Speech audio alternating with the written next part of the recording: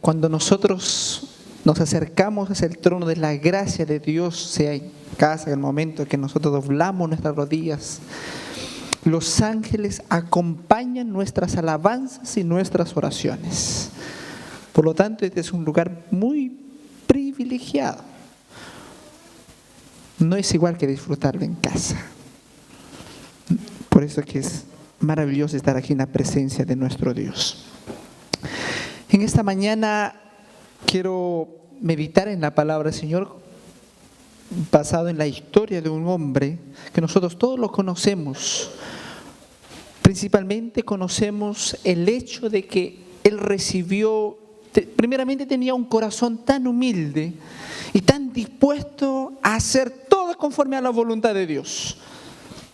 Fue escogido de entre sus demás hermanos por su capacidad que Dios vio en la humildad y la disposición que tenía de servir a Dios. Por eso que cuando murió su padre, él se acercó a Dios y le dijo: Señor, yo no sé por qué me levantaste a mí. Soy joven, tengo aquí un pueblo tan grande que no sé ni cómo liderarlos. Y Dios le dijo: a ver, vamos a ponernos a cuentas. ¿Qué es lo que quieres? Dime. Dame tus demandas. Y él solamente pidió y dijo: yo quiero, Señor, que tú me des sabiduría. Nada más me basta, dame sabiduría, lo demás me arreglo. Muy bien, le dijo el Señor, has escogido bien, yo te voy a dar sabiduría. Y desde ese momento conocemos a un hombre ser el hombre más sabio de toda la tierra. Conocemos también que por la cantidad de mujeres que él tuvo, su corazón se desvió de esa sabiduría que Dios le había dado y se pervirtió de tal manera que llegó a construir templos, imágenes y a adorar dioses de piedra. ¿Qué es lo que realmente determina la caída de Salomón? ¿Será que dejó de lado su conexión con Dios? ¿Será que sus mujeres también? La Biblia presenta que eso fue lo que desvió su corazón. Pero hay aún antecedentes más allá que describe la caída no solamente de Salomón, sino de todo su pueblo. La manera, lo que él sembró en el corazón de todo el pueblo determinó una caída y tuvo consecuencias muy grandes. Y cuando detallé estas situaciones, vemos comparado hoy en día nosotros porque esas mismas consecuencias, esos mismos énfasis en la que daba Salomón, nosotros también hoy en día le damos. Y eso trae consecuencias grandes, y no solamente consecuencias físicas, sino consecuencias espirituales y sociales. Por eso que en esta mañana yo quiero que nos centremos a detallar algunos puntos que intervinieron, en la cual Salomón dio tanto énfasis para sellar su destino, aunque al final también conocemos que Salomón volvió al Señor. Después de vivir una vida lejos de Dios, también sabemos que él terminó reconociendo a Dios y dándonos los más grandes consejos de decir que vivir sin Dios no hay nada más feliz. Para ello, primeramente, queremos detallar algunos textos de la Biblia que vamos a leer ahora en esta mañana. Por eso que el mensaje de esta mañana está centrado en Salomón moderno, ¿no? Salomón moderno porque vivimos en una época del posmodernismo, del escepticismo en el que normalmente está involucrado dentro de la iglesia. Pero encontramos grandes detalles en la historia de este hombre. Invito a abrir sus Biblias primeramente, de detallar el punto que quiero centrar, a leer en el libro de Éxodo, en el capítulo 25, Yo quiero que a medida que vamos leyendo algunos textos, detallemos principalmente sacar cuál es lo que realmente Salomón llevó a dar un énfasis y a producir unas consecuencias desastrosas para él y para su pueblo.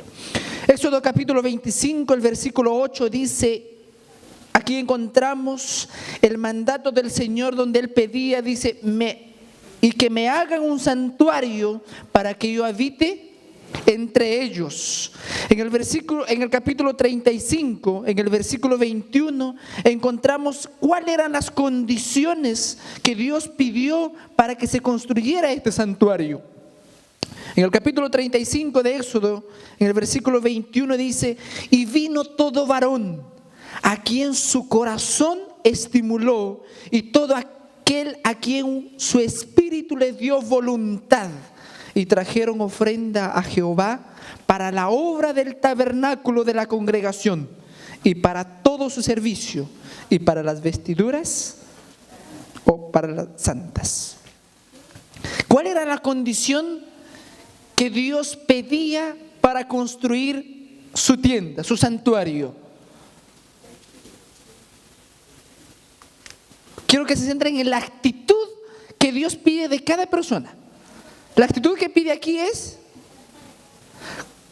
del texto dice, en la cual Dios puso un corazón, estimuló, o donde puso su espíritu, de acuerdo a la voluntad que cada persona tenía que traer una ofrenda para el templo del Señor. Quiero comenzar de este punto, porque realmente lo que Salomón hizo era desviar el propósito que Dios tenía concerniente para la edificación de un santuario. Lo que Dios, primeramente, lo que vamos detallando es de que Dios pidió voluntad de cada persona. Mira lo que dice el capítulo, volvemos al capítulo 25, el versículo 2.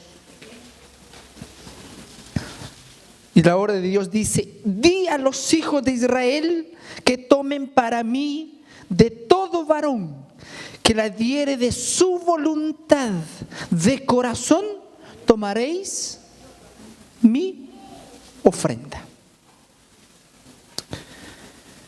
Para la edificación entonces del santuario que Dios pidió que se construyera en el desierto, Dios pidió que cada persona, como decía en el capítulo 35, lo cual fue tocado por el Espíritu del Señor, para llevar una ofrenda voluntaria. Dios dijo, no exige Moisés, deja que cada persona traiga su ofrenda de acuerdo a cómo propuso su corazón.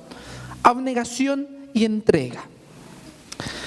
Cuando vamos a Crónicas, cuando David pide, él se propuso y dijo, a ver, la tienda del Señor ahora está allá. El tabernáculo del Señor está en tiendas. Yo vivo en un palacio hermoso y yo no puedo vivir siendo rey en un palacio hermoso y Dios viviendo en unas carpas. Entonces él se propuso, aunque Dios le dijo, ¿sabes qué, David? Tú no vas a construir mi templo. Yo a tu hijo le voy a construir. Pero él programó todo. Sacó todos los recursos, acumuló los tesoros para que su hijo con tanta facilidad pudiera construir el santuario del Señor. Y él también siguió el mandato de Dios. En Primera de Crónicas, capítulo 29, versículo 5, dice, oro pues para las cosas de oro, plata para las cosas de plata, y para toda la obra de las manos de los artífices. ¿Y quién quiere hacer hoy ofrenda voluntaria a Jehová? Miren, David fue y pidió también, tal como el Señor había pedido una vez allá en el desierto, ofrenda voluntaria. ¿Qué es lo que genera en una persona, o por qué Dios pide que cada adorador se acerque a Dios o dé para la causa de Dios, para la construcción del santuario de manera voluntaria? ¿Qué es lo que genera en uno? Cuando nadie me impone, yo generosamente digo, esto es lo que el Señor propuso en mi corazón y esto yo voy a dar. ¿Qué es lo que genera en una persona? Abnegación, humildad, reconocer a Dios presente en todo. Ahora, ¿qué es lo que hizo Salomón? Él no conservó este principio de humildad, sino que más bien fomentó un espíritu de no abnegación. Porque ¿qué es lo que hizo realmente Salomón? Mire, para esta construcción del santuario es impresionante que Dios escogió a ciertos personajes para trabajar en la obra del santuario. Mira lo que dice el capítulo 35 de Éxodo. Seguimos en Éxodo, capítulo 35. Éxodo, capítulo 35, versículos del 30 al 35.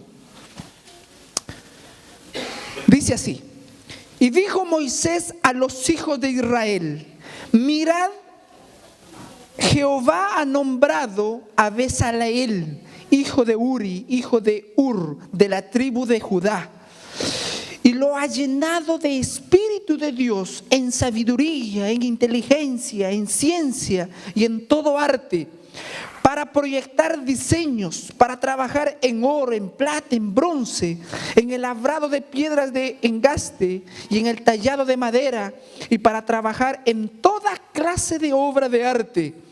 Y ha puesto en su corazón el que pueda enseñar, así como a Joliab, hijo de Ahisamach, de la tribu de Dan, y los ha llenado de sabiduría en su corazón, para que hagan toda obra de arte y de diseño, de bordado en azul, en púrpura, en carmesí, en lino fino, en telar, y para que hagan toda la labor e inventen todo diseño.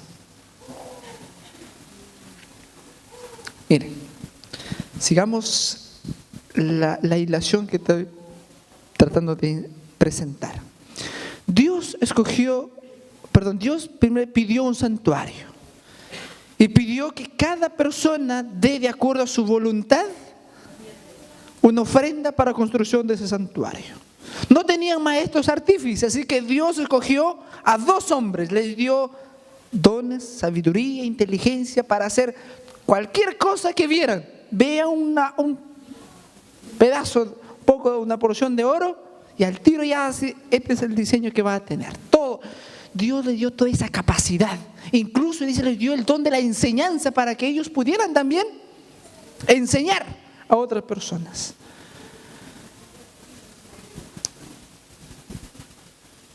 Estos 2 hombres, Bezaleel y Aholiab, que recibieron de Dios tales atributos, sirvieron al santuario de Dios de una ofrenda y dieron su trabajo de manera voluntaria.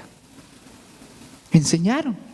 Hubieron un buen equipo a la cual Aholiab y Bezaleel enseñaron de manera todo el conocimiento que Dios les había dado. Pero ¿qué pasó después? Yo quiero leer aquí algunas citas que quise presentar ante ustedes.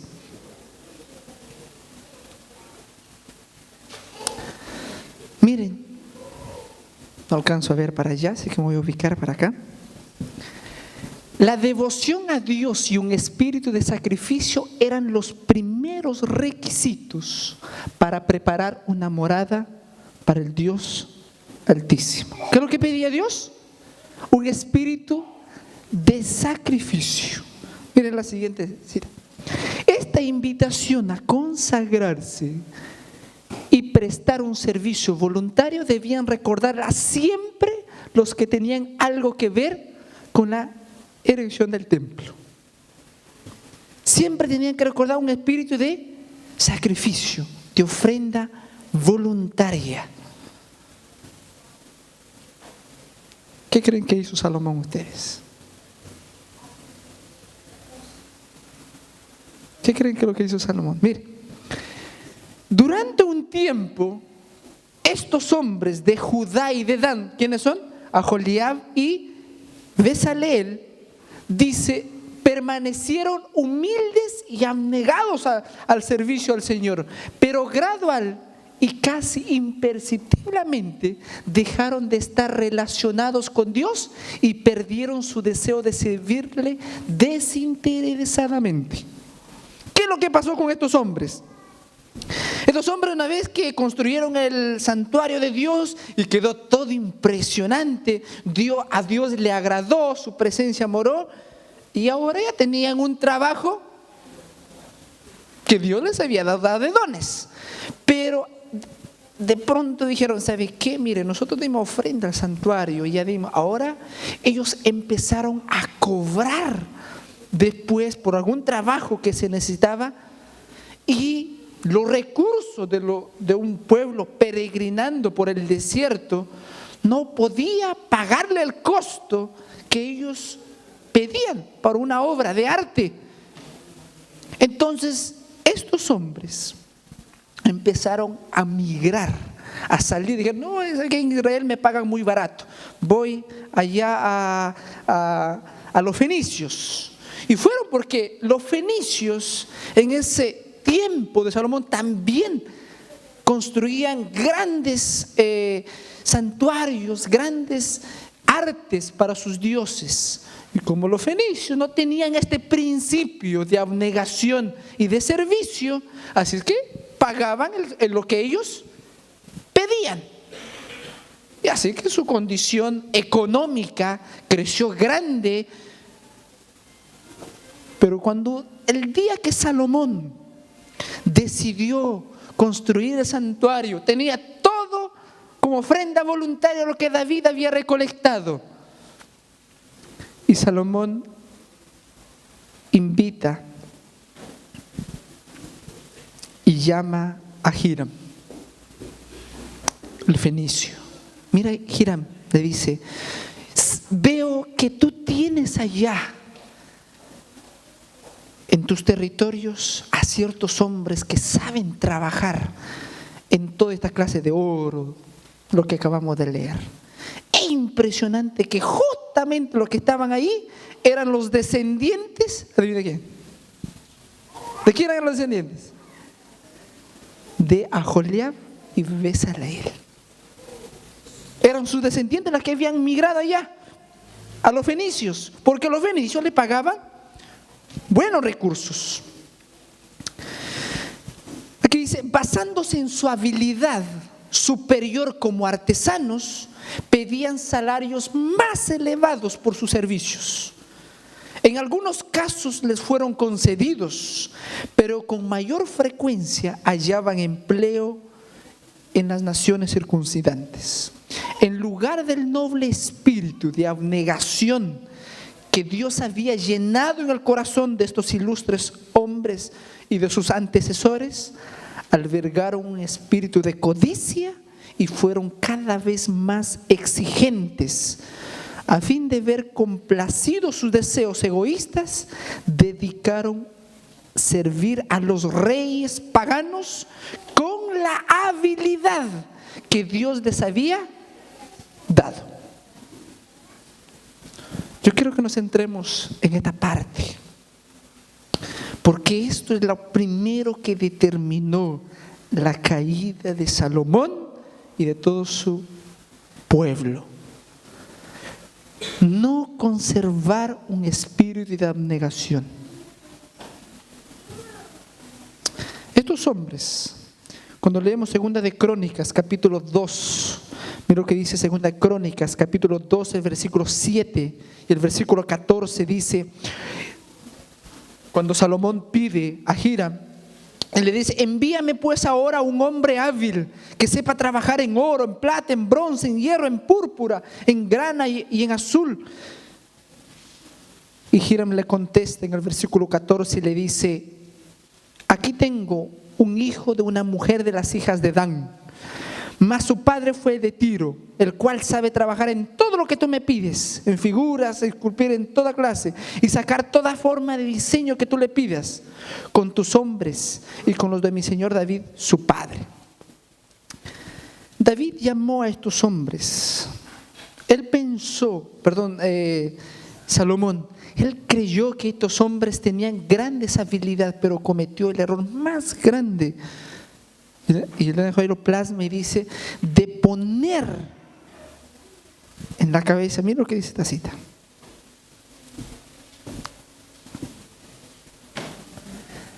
De manera que se puso en la cabeza, en el liderazgo de la construcción del santuario, ¿a quiénes? Se puso a la cabeza de los obreros que trabajaban para Salomón a un hombre cuyos esfuerzos no eran impulsados por un deseo abnegado de servir a Dios, sino que servían al Dios de este mundo, a Mamón. Los principios del egoísmo estaban entretejidos con las mismas fibras de su ser. ¿Qué es lo que había en el corazón justamente de este hombre? Hiram también se llamaba. Había egoísmo y no había un espíritu de abnegación y de sacrificio para lo que Dios pedía frente a la construcción de un templo.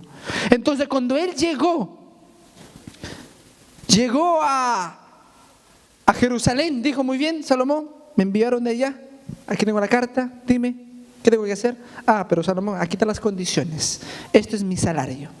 Y empezó, mira, ya los fenicios me pagan este salario, no puedo venir aquí y cobrar menos. Pero Salomón, pero este es para el Señor. No, esto es entre profesionalismo, sin recordar que esa habilidad que había adquirido de sus antecesores, ¿quién le había dado? El Señor. Y saben, este es aspecto de preferir los salarios más costosos, no digo Salomón, muy bien, solo a ti te voy a pagar y a tu gente este salario. Poco a poco, ¿cuántos años duró la construcción del templo? 49 años. En todo ese lapso de construcción, todo el pueblo empezaron a mirar: uy, pero ¿cómo Hiram gana este precio y nosotros ganamos unas migajas? Y todos empezaron a exigir más dinero. Salomón, pero ¿cómo? Nosotros trabajamos más, nosotros estamos trabajando aquí en la cantera, y empezaron a pedir más dinero, más recursos, cosa que se perdió el sagrado trabajo que estaban realizando. Se perdió. Todo estaba acá. Y como donde abunda el dinero, abunda ¿qué? La violencia, abunda los vicios, abunda todo, porque al final empezó la gente a despilfarrar el dinero. Porque había mucho dinero. David había acumulado muchos recursos, pero Salomón no pudo guiar a su pueblo a llevarlos hacia un espíritu de abnegación. ¿Qué es lo que nos enseñó Jesús? Jesús, cuando llamó a sus 12 discípulos, en Mateo capítulo 4, versículo 19, le dijo: vengan en pos de mí y os haré pescadores de hombres. Pero no les ofreció ningún recompensa, ningún salario. No les ofreció nada. Él dijo: las zorras tienen guaridas, las aves tienen nidos, pero el Hijo del Hombre no tiene ni dónde recostar su cabeza. Cuando un discípulo le dijo: maestro, yo te voy a seguir, pero déjame primero despedirme, enterrar a mi papá y mi mamá. Deja que los muertos entierren a sus muertos. Tú ven y sígueme. Cuando hablaba del discipulado, Jesús dijo: cualquiera que no dejare padre, madre, esposa, hijos, hermanos, por mi causa, no es digno de ser mi discípulo. Y los discípulos se asustaron, dijeron: Señor, y nosotros hemos dejado todo, ¿qué tenemos? Jesús dijo: pero aquí no tenemos nada, pero allá van a tenerlo conmigo. Por lo tanto, hermanos, nosotros a veces, y no decirlo siempre, usamos de las habilidades que Dios nos ha dado para para centrarnos solamente en enriquecernos, solamente para buscar la comodidad. Y cuando buscamos la comodidad, nuestro corazón se enfría, porque no albergamos un espíritu de abnegación y de humildad. No es que las riquezas sean malos. Los personajes de la Biblia eran muy pudientes, solo que supieron trabajarlo en este aspecto de humildad y abnegación. Nosotros, Dios nos llamó para trabajar en su obra. Cada uno de nosotros fue llamado para trabajar en la obra del Señor. Y Dios lo que espera de nosotros es abnegación, un espíritu de humildad. Y va a decir, ¿pero qué recompensa voy a tener con eso? No va a haber ningún pago, no va a haber ninguna recompensa. Por eso entonces yo, como no tiene ninguna recompensa, no hago.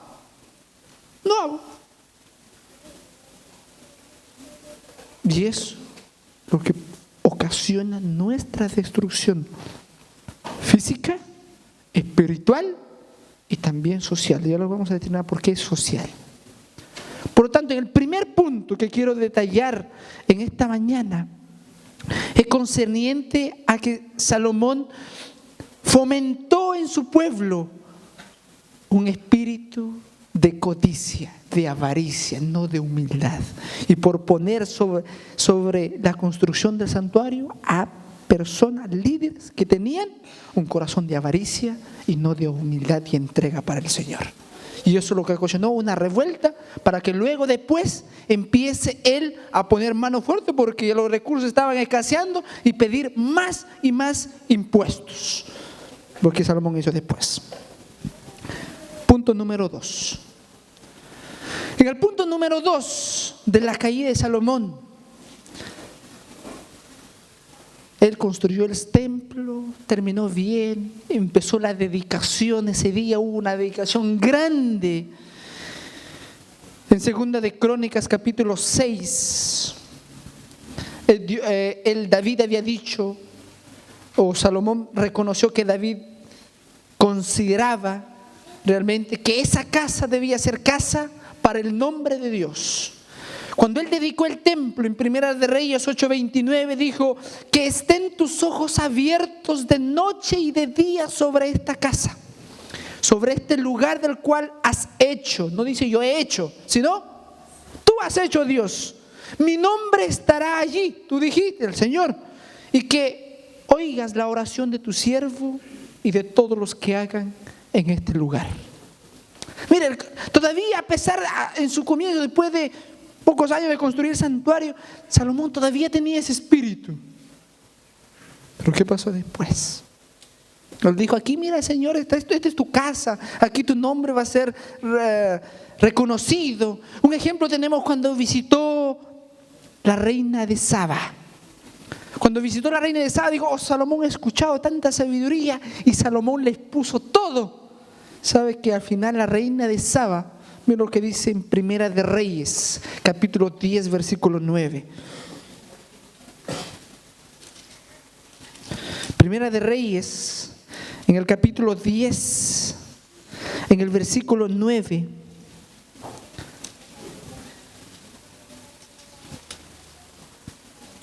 La reina de Saba termina su discurso a Salomón y dice: Jehová tu Dios sea bendito, que se agradó de ti para ponerte en el trono de Israel, porque Jehová ha amado siempre a Israel y te ha puesto por rey para que hagas derecho y justicia. Salomón, en toda esa gloria que estaba comenzando a surgir, seguía agradando el nombre del Señor, empezando a testificar. Todas las personas que venían a ver la majestuosa edificación y a escuchar la sabiduría de Salomón, siempre terminaban diciendo: alabado sea el nombre de Dios, Dios de Israel. Crónicas lo registra, que dice que todos los reyes de la tierra procuraban ver el rostro de Salomón para oír la sabiduría que Dios le había dado. O sea, todos los reyes acudían para escuchar, amigo, y Salomón, la sabiduría, pero reconocían que Dios le había. Pero Salomón empezó un momento. Y aquí viene el otro aspecto de más grande de su vida y de su caída de él y de su pueblo. Se dio a la tentación, porque todos somos tentados. Se dio a la tentación de atribuirse la gloria que solo le pertenece a Dios. Yo pregunto a ustedes, ¿cómo lo conocemos a ese templo?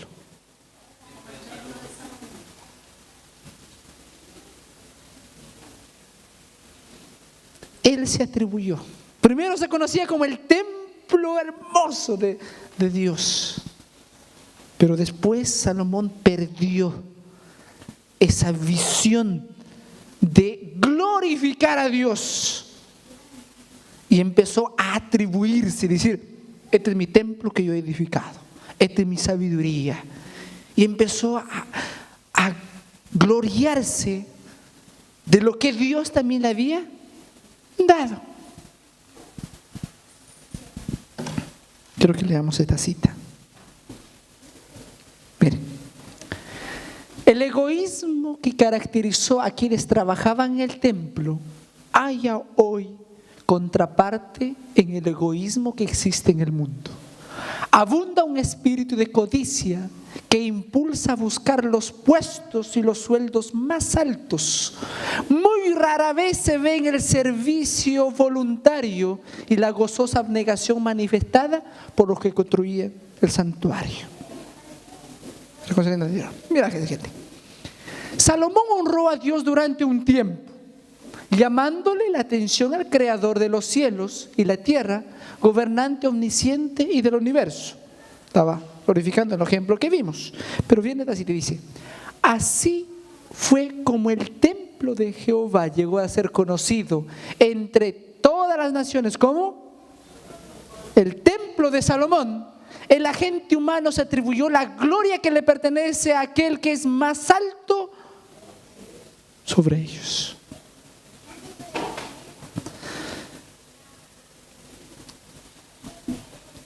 Esto me llamó mucho la atención, porque realmente cuando nosotros nos autoanalizamos, ¿no nos parecemos a Salomón? No confiamos en nuestras habilidades y en nuestras capacidades. Y a veces dejamos que la fama, dejamos que en mi vida reine el yo y no glorifique a Dios en ello. La hermana Guay dice, elevado en el pináculo de la grandeza, rodeado por los dones de la fortuna, Salomón se dejó marear, perdió el equilibrio y cayó. Constantemente alabado por los hombres del mundo, no pudo a la larga resistir tal adulación. La sabiduría que se le había dado para glorificar al dador le llenó de orgullo y permitió finalmente que los hombres hablasen de él como el ser más digno de alabanza por la edificación del templo. ¿Qué nos enseñó Jesús? Ahora contrastamos siempre con Jesús. Mateo capítulo 6, donde se encuentra la oración, en el versículo 9 dice, Padre nuestro que estás en el cielo, santificado sea tu nombre. Luego dice, hágase tu voluntad en el cielo como en la tierra.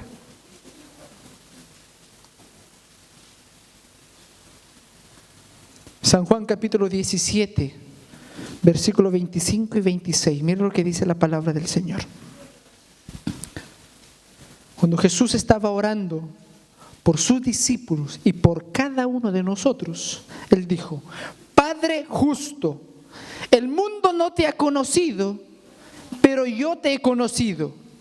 Y estos han conocido que tú me enviaste. Y les he dado a conocer tu nombre.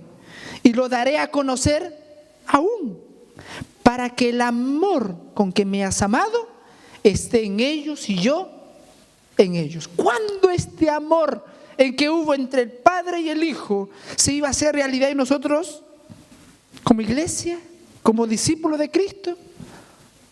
Cuando empecemos a glorificar en toda nuestra vida al nombre del Señor. Jesús, aunque él tenía toda la potestad del mundo en el cielo, nunca se atribuyó a él ningún milagro, no se atribuyó a él ninguna gloria para sí mismo, sino siempre glorificó a su Padre. Aunque los milagros venían del Padre y Jesús el intermedio, pero nunca se atribuyó a sí mismo tal gloria, sino que siempre glorificó al Padre. Eso es lo que determinó que al final Salomón pudiera el egoísmo llenar su corazón y luego marcar el camino de su vida que marcó. El último punto quiero detallar un poquito más, porque esto es lo más. Además de estos dos puntos, Salomón incitó a su pueblo a dejar ser la luz del mundo. Yo quiero que prestemos mucha atención a este punto, porque Dios, mire, estratégicamente, ¿por qué permitió que su pueblo conquistara Canaán? ¿Por qué no lo llevó a otra tierra más allá? O más cerca de España, Italia. ¿Por qué se quedó allá, en el borde del mar Mediterráneo? Muy bien. Dios estratégicamente puso a su pueblo donde todas las naciones que venían del oeste hacia el este o de viceversa pasaban por las tierras de Israel. ¿Con qué fin? Con el fin de que Israel pudiera anunciar el evangelio a este pueblo. Para que más o menos ubicarnos un poquito, aquí puse un mapa. Este era el territorio de Israel, de Salomón. Aquí tenemos el Mar Muerto, aquí tenemos Egipto, que Salomón se casó con la hija del faraón, por lo tanto hubo una alianza y su territorio se extendió hasta Egipto. Hacia el norte se extendió hasta Hamat, donde eran los cruces que habían de este lado de Babilonia hacia el otro lado de Italia y de los persas.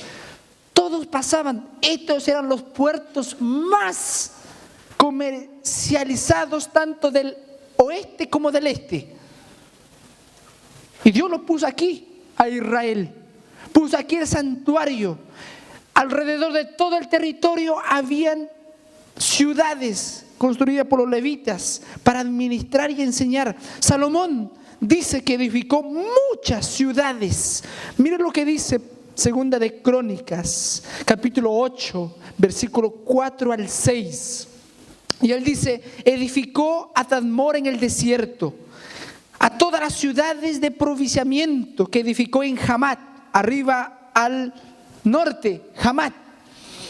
Asimismo edificó Bet-Jarón de arriba a Bet-Jarón de abajo, ciudades fortificadas con muros, puertas y barras, a Balat y todas las ciudades de provisiones que Salomón tenía, también todas las ciudades de los carros y de la gente de a caballo, y todo lo que Salomón quiso edificar en Jerusalén y en el Líbano, aquí la parte del delta del Nilo,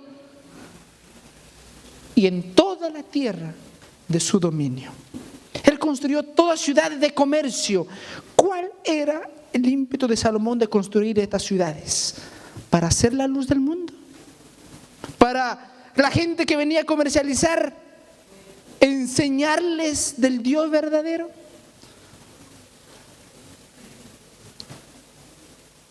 Por eso que su caída fue degradablemente y cayó tan fondo que nosotros podemos caer. Este es un mapa más amplio concerniente al territorio de Salomón, y aquí tenemos todo lo que es Babilonia, delta del Nilo, y aquí la parte de Italia. Miren esta cita maravillosa. Dice, este conocimiento de los ritos del santuario, del plan de salvación, debía comunicarse a todo el mundo mediante la enseñanza de los sacrificios y ofrendas. Cristo debía ser ensalzado delante de las naciones para que todos pudieran vivir. Pero Salomón perdió de vista este elevado propósito, no aprovechó sus magníficas oportunidades para iluminar a los que pasaban continuamente por su territorio o se detenían en sus ciudades principales. Ahora quiero que nos pongamos a meditar nosotros. Impresionante que Dios nos pone en el lugar estratégico donde Él quiere que yo le sirva. Ahora quiero que nos respondamos uno mismo. Estoy anunciando a las personas que me rodean, sea en mi trabajo, en la universidad, en la feria, en la calle donde me encuentro. Estoy cumpliendo este mandato del Señor de comunicar que Cristo viene pronto, que tienen que prepararse. Salomón perdió de vista esto. Y que al perder de vista, primeramente el espíritu de abnegación. Segundo, tomarse el atributo de la gloria que le pertenecía a Dios. Y ahora, mire esta cita, en lo que se centró Salomón.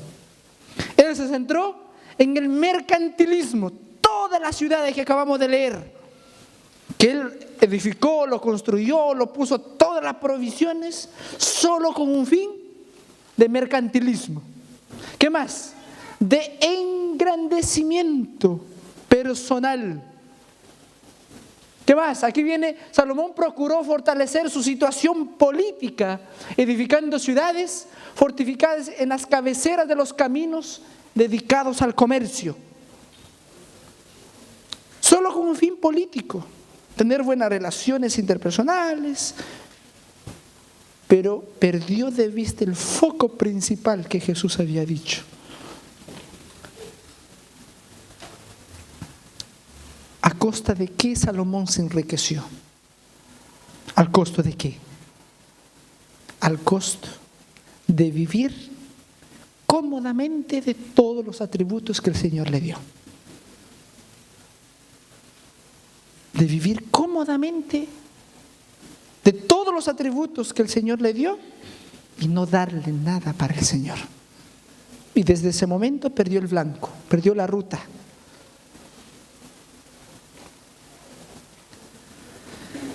San Mateo capítulo 5, versículo 16 nos dice: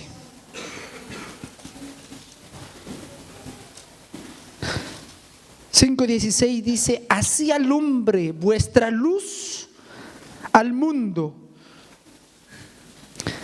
delante de los hombres, para que vean vuestras buenas obras, pero no para que lo glorifiquen a ustedes, sino para que glorifiquen a vuestro Padre que está en los cielos. Hermanos, Dios nos pone en el lugar preciso, nos pone en el trabajo preciso para que yo pueda glorificar a través de ser una luz y las personas puedan glorificar a Dios y yo también pueda glorificar a Dios anunciando su pronta venida. Hay una cita impresionante que dice Elena G. de Guayaquil.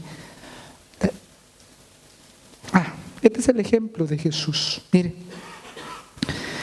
Jesús dedicó su tiempo en la región de Capernaum. Capernaum queda en este sector de Nazaret y Cesarea. Esta parte de Galilea, en la región de Galilea, de Capernaum, Dios mayormente dedicó su ministerio en este aspecto. ¿Saben por qué? La hermana White plasma y dice que este era el lugar estratégico que Jesús usó porque todas las personas pasaban por aquí y donde Cristo hizo muchos milagros en esta región para anunciar el Evangelio. Él nunca perdió de foco. Él siguió con el plan que había diseñado anterior. Al dar la tierra a Israel, él diseñó un punto estratégico para su ministerio, Nazaret. Pero mire esta cita que quería leer con ustedes.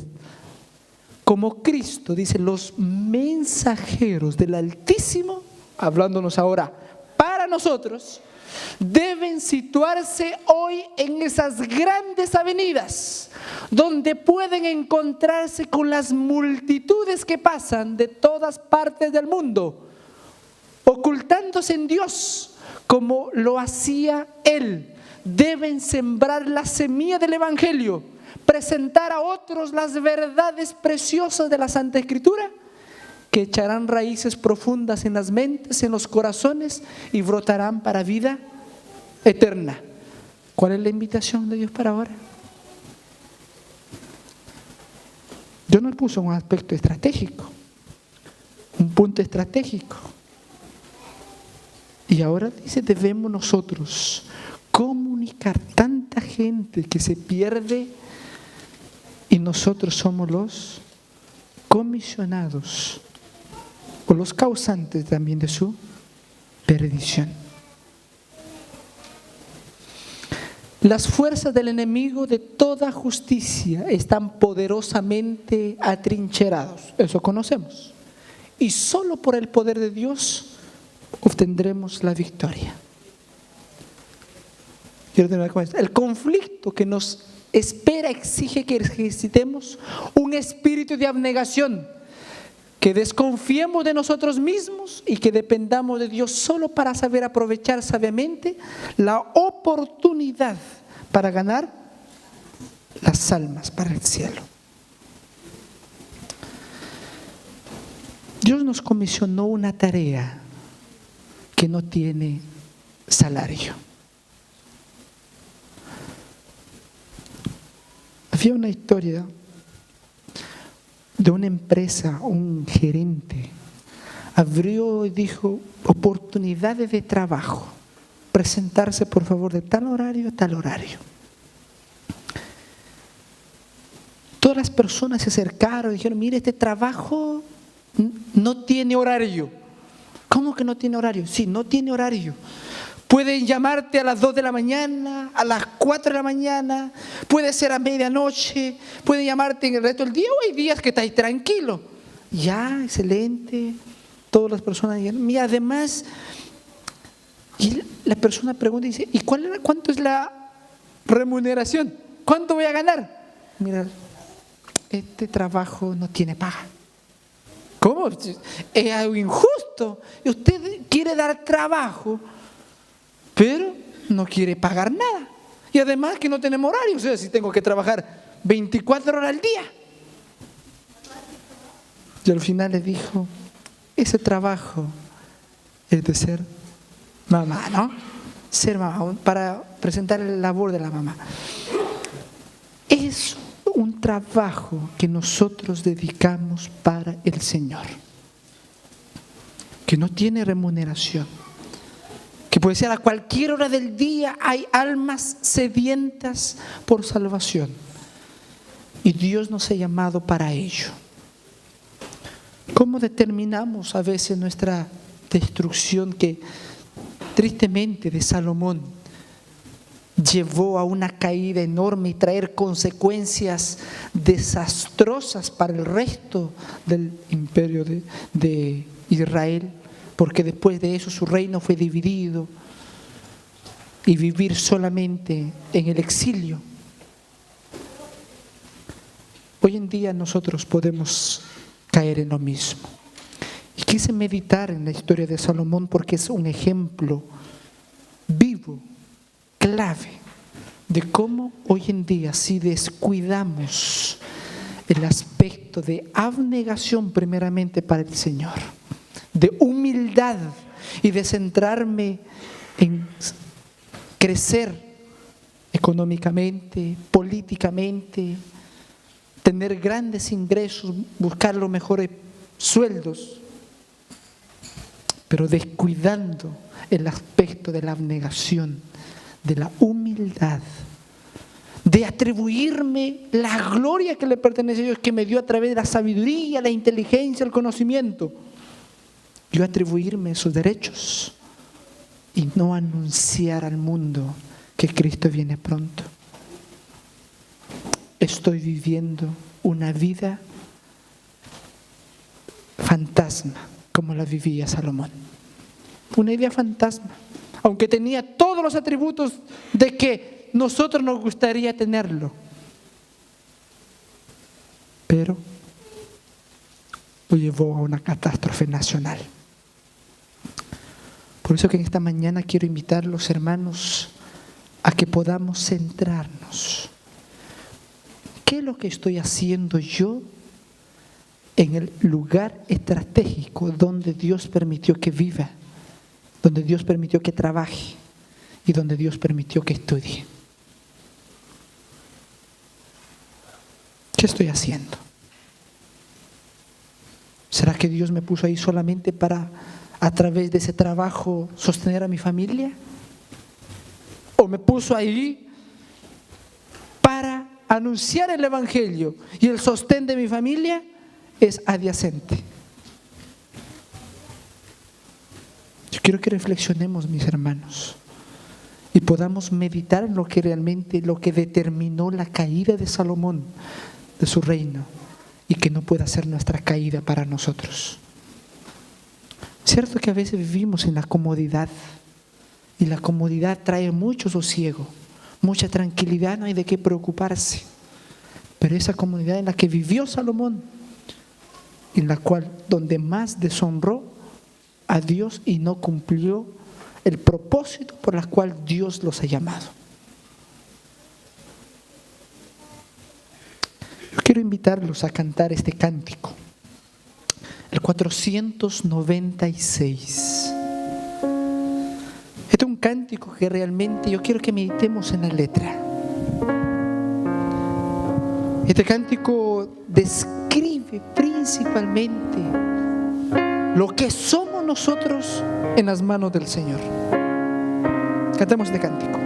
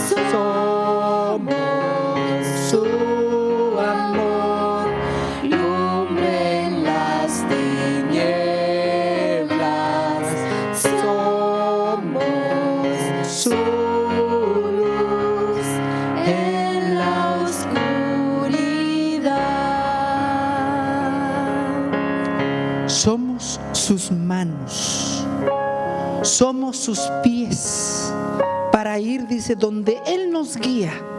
Somos su amor para que alumbre en las tinieblas.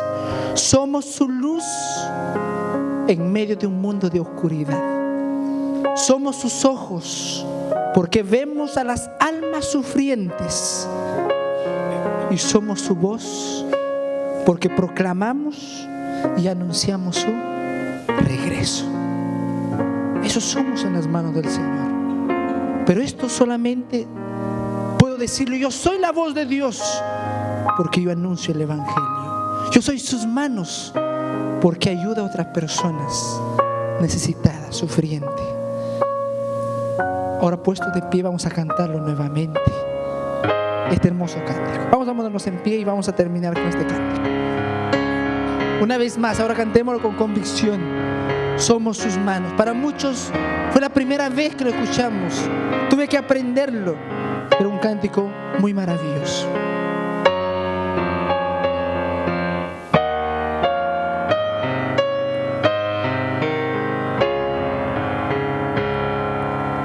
Sus manos somos que ayudan en el mundo. Somos sus pies que van donde Él nos guía. Somos su amor, lumbre en las tinieblas. Somos su luz en la oscuridad. Sus ojos somos que ven a los sufrientes. Somos su voz que anuncia su regreso. Somos su amor, lumbre en las tinieblas. Somos su luz en la oscuridad.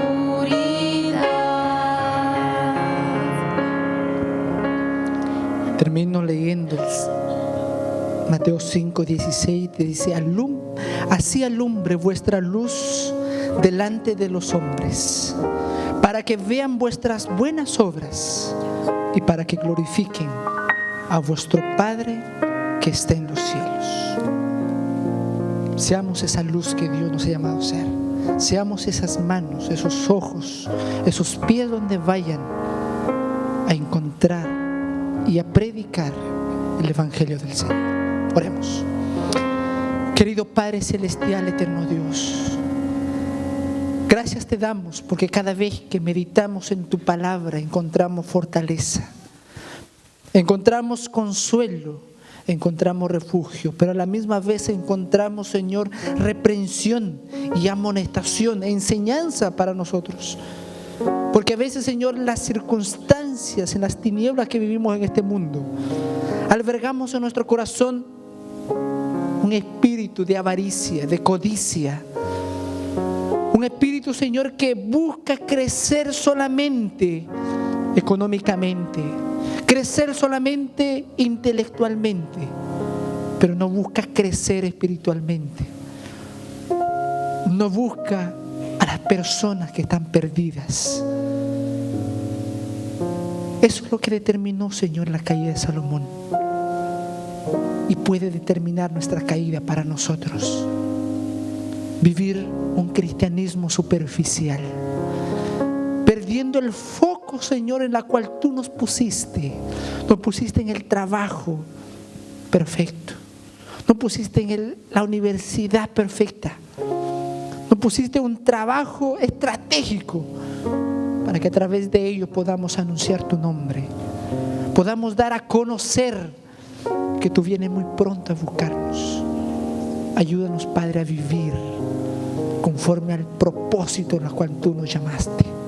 Cuando tú nos llamaste, miraste en nosotros personas que sean tus manos ayudando a otras personas, que sean tus ojos mirando a los dolientes, desfallecidos, desanimados, para darles esperanza y para presentarlos a ti.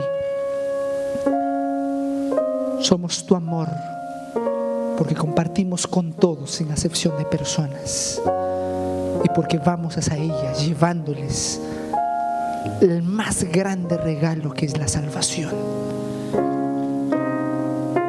Padre, ayúdanos a vivir con ese propósito. Bendice a tu iglesia en esta mañana. Sé que muchos harán caso omiso a esta invitación, pero glorifícate en los que harán caso a tu palabra. Glorifícate en ellos, Señor, para que ellos puedan anunciar y vivan el propósito por el cual tú nos llamaste. Bendícenos en este sábado. Te lo pedimos en el nombre de Jesús. Amén.